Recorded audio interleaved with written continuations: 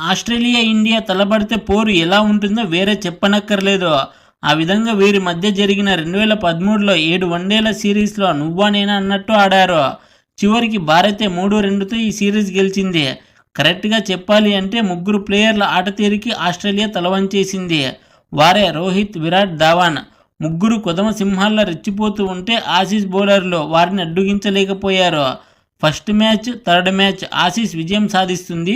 రెండవ మ్యాచ్లో Aussies 359 runs చేసి భారీ టార్గెటే భారత్ ముందు ఉంచినా ధవన్ 95, కోహ్లీ 52 బాల్స్లో 100, రోహిత్ 141 దాటికి 43.3 ఓవర్లకే ఈ స్కోర్ని చేసేస్తుంది.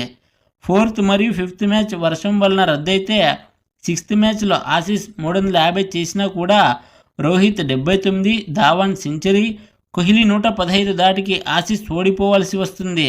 ఇక 7వ మ్యాచ్ అయితే రోహిత్ షో నడిచింది అని చెప్పాలి.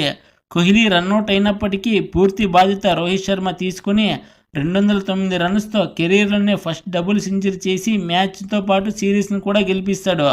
ఈ సిరీస్లో భారత్ మొత్తం 1658 రన్స్ చేస్తే కేవలం ఈ ముగ్గురు ప్లేయర్లే 1119 రన్స్ చేశారంటే ఇక ఏ లెవెల్లో వీర విహారం చేశారో మీరే తెలుసుకోండి.